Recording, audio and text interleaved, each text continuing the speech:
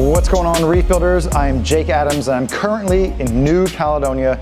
This is a unique, exotic island between Australia and Fiji and home to some amazing aquatic life, featured here at the Aquarium of the Lagoons in the capital city of Noumea. They have some awesome exhibits, a little bit of freshwater, and a whole bunch of reef tanks, including one of the oldest aquarium corals in captivity. So thanks for joining me on this video, and let's jump in to see what exhibits they have to share with us today. Hey, come on in.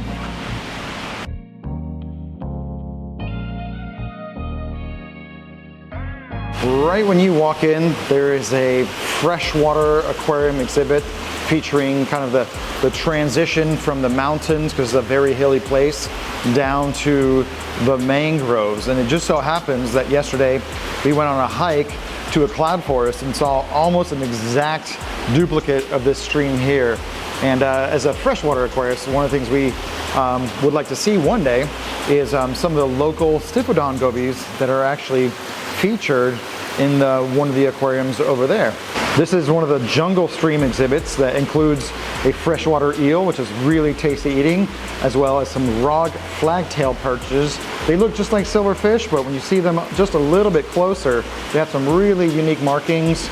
Over here we have a little bit smaller exhibit that includes some local invertebrates, including the Stiphodons, again with some plants and just a lot of flowing water. Before we jump into the saltwater exhibits, I want to show you these dual mangrove displays. And one thing that's actually cool about both of these is that they have a tidal fluctuation. So behind the scenes, there's actually a reservoir that helps to store the water when the tide is out and replenish the water when the tide comes up. On this side, we have some red fiddler crabs that burrow in the mud, make some nice little holes. And over here, we actually have some muddy mud skippers. So the tide is about halfway up, and the eagle-eyed viewers among us will recognize some of these max spec razor LED lights that are lighting up these mangroves. These mangroves are misted almost daily to help remove the salt residue from the leaves, which is something that we do at the Reef Builder Studio to help encourage better growth of our mangrove trees. These mangroves are only a year old because it was just about a year and a half to 2 years ago they started a renovation project to refurbish all of their aquariums and their exhibits. So these trees are a little bit on the young side, but one of the exhibits that they were able to maintain was this one right here, which has 15-year-old mangrove trees. So if you're wondering what your mangrove tree will look like in 15 years, this is what you can expect. These are lit by the sun, almost blocking out the greenhouse tiling above, and the mangrove roots have reached all the way down to the aquarium. This is another aquarium that experiences some tidal fluctuation, as you can see by the high water mark there at the edge of the water and land interface. There's far too many exhibits at the Aquarium of the Lagoons for me to show you all of them, but there's a trio of cylindrical aquariums here, including some seagrass and some really intense overhead lighting, and we quickly migrate into some more saltwater-centric habitat, including this NPS aquarium with some non-photosynthetic tube anemones, some sun corals, wire corals, and a very large bubble coral that is just thriving even in this dimly lit aquarium. I gotta say, those wire corals are really doing it for me in this particular aquarium. And moving over here, we have a little bit more of a Caulerpa bed that features some awesome shrimp fish and a little bit more of an inshore habitat. As we move through the aquarium, we have an exhibit that really exemplifies the lagoons that New Caledonia is famous for. Here we have some very large squamosa clams, which are partially lit still by metal halide lighting, but also some windows overhead that allow some natural sunlight to come through, as well as some turbine areas and some Echinoporas there at the edge that survive on a surprisingly low amount of light. But really, the main thing that we're here for is some of their reef tanks, including this monster here. But when I heard about the Aquarium of the Lagoons here in Noumea, I knew that they had one reef tank, but this is just the first of 3 reef tanks that has some really, really old corals. But before we get into that one, I have to show you this really nice angle-viewed aquarium that actually has some really interesting specimens. There's a flatfish right there on the ground. and a couple of rockfish, or stonefish, hanging in the corner, which are hard to see because they're dark. But the clams are actually spawned by this aquarium, and I think they're about 3 to 4 years old. They're Maxima clams, all different varieties, brown, blue, tiger striped, and that's just really cool. And they have a whole little nursery of them in the back. But another really standout animal is, this looks like a coral, but this is actually a very stinging anemone. They call it a branching anemone, and we would call it a hellfire anemone, or anemone de feu in French. But if you look, if you're not looking carefully, you think that this was a coral, but those are actually the tentacles of an anemone with a very potent sting. Very cool animal to see on display.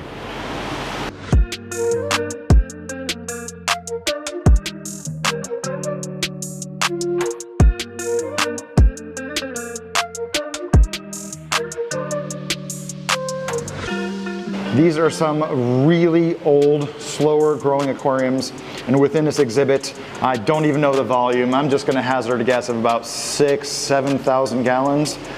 This tank actually contains one of the oldest documented coral in captivity, and it's an Echinopora Lamilosa, maybe Jamacia. There's one piece of it right there. There's a little bit more there in the back, and there's another piece, let's see, over here. And just to refresh your memory, this tank was reassembled within the last year, but that Lamilosa started life. It was actually never added to the aquarium on purpose. It started out as just a little spat that showed up on the wall. They initially thought that it was algae, and they let it grow and they let it grow. And it was first showed up in 1966, making this coral over 50 years old. As far as I know, that is the oldest documented coral in captivity. Really, really awesome. Some other really notable examples of corals here is a 15 to 20-year-old colony of bubble coral. This is one of the largest specimens I've ever seen in captivity or in the wild. Really, really impressive. You can see its little daughter colonies there underneath. Those would be very respectable colonies to enjoy in an aquarium. But there you see this thing is a good 2.5 feet in diameter. Really awesome specimen. We've got a very large colony of Galaxia that has started a semi-sub-branching shape right there. A nice big colony of yellow turbinaria there in the back. Really classic example of something you might see on reefs around the world. It's a little bit of a dim day, but this tank is lit with metal halide lighting as well as sunlight through the roof, so these acros are not popping in this moment. I just can't get enough light on them. But more impressive is this huge colony right here of a columnar or pillar-shaped Costanaria. Really, really cool. Just by looking at it and knowing how fast or how slow these corals grow in captivity, you can tell that this is probably somewhere around 20 years old. We've got a really nice colony of Pectinia right there, with a little bit green on the inside. A large colony of Marulina. One of my favorites, because it's the most scribbled of all brain corals, is a Leptoria right there. And again, once you really let it grow, it produces the pillars and the mounds. And kind of around it, we've got a species of Pavona that's forming a nice little tangle of different branches. The fish, there's a lot of abundance of fish. This is a fish that's actually pretty common here in New Caledonia, the yellow-face butterflyfish, and I'll play a clip of some that I saw while diving here. Not the showiest of butterflyfish, but very distinctive with its dark coloration, its yellow outline, and its yellow face. There's a variety of pygmy angelfish, surgeonfish, wrasses, and damselfish, and just the overall presentation of this aquarium is just really something cool to see.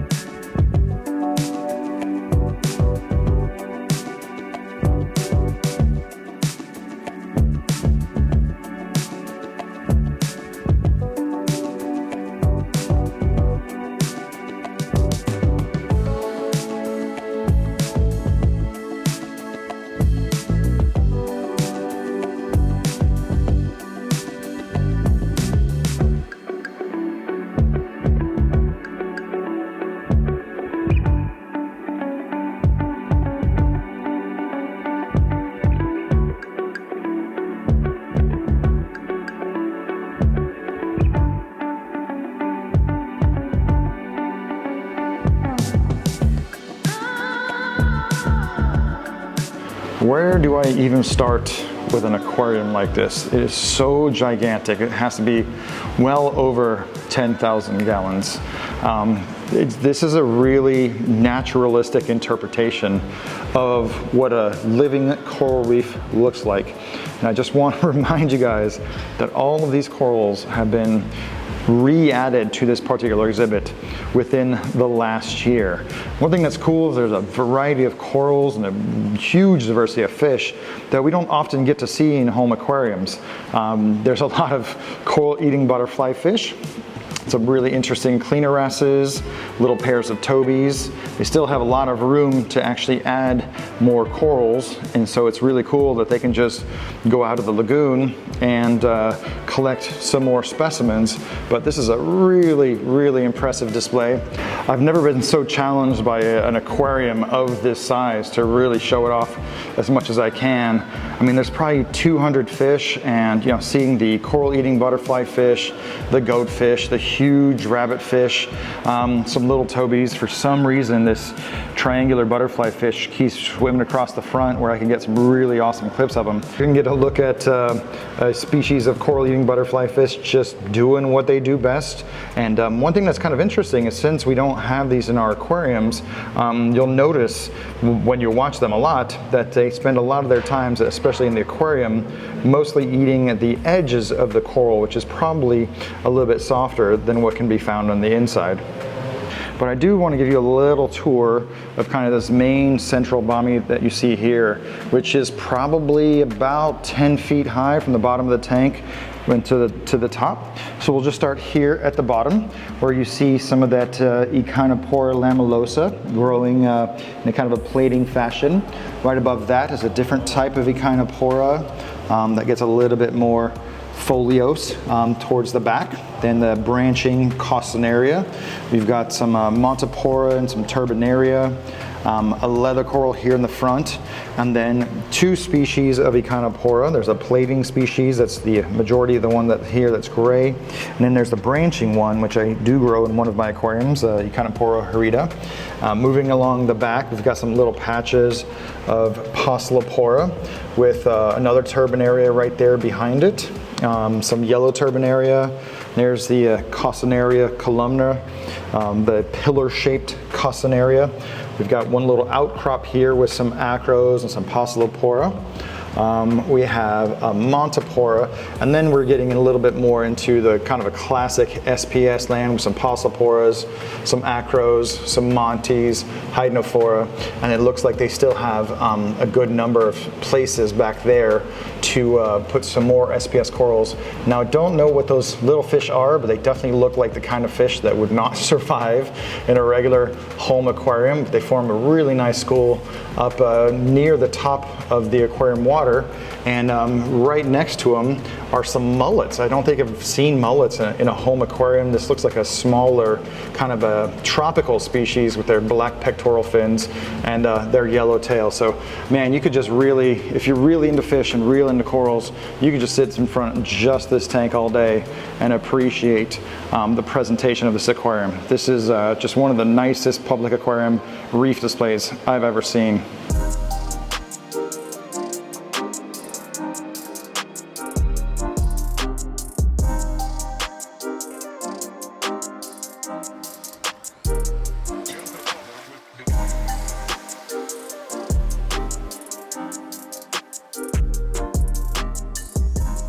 I do believe that these tanks are all filtered kind of in a classic, saltwater aquarium sense, with a small amount of fresh seawater being pumped in that turns over the water volume of the aquarium about once a week.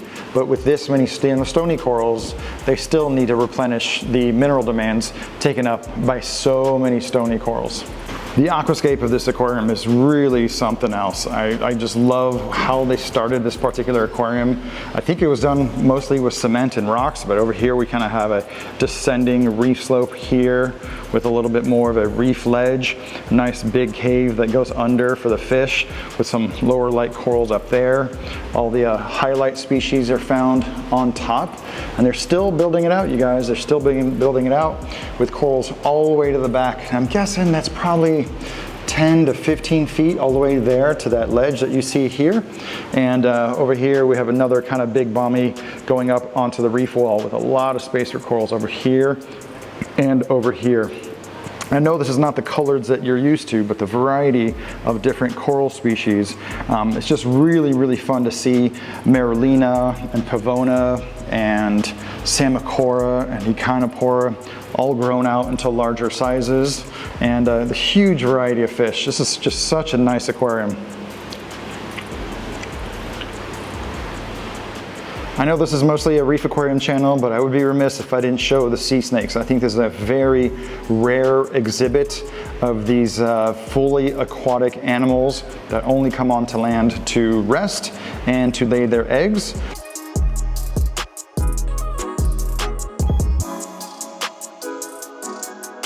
This is the last reef tank here, and it's fair to say that even at 1 year old, this is mostly a fish-only tank with a generous amount of coral, but I'll just remind you that everything in here has been replaced within the last year.